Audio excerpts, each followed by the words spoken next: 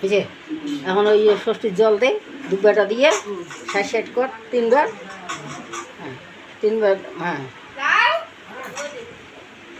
তোর ভাইয়ের মধ্যে ভাত তরকারি নিয়ে যা।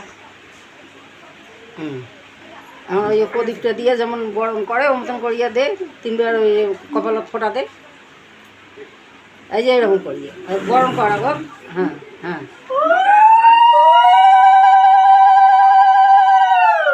হ্যাঁ ওই করিয়া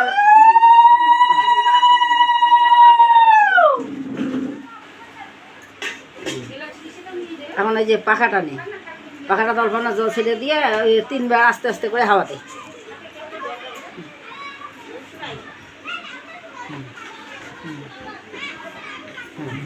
কি দিব দিয়ে খাবার দে বাবু, ভক্তি দে বাবু।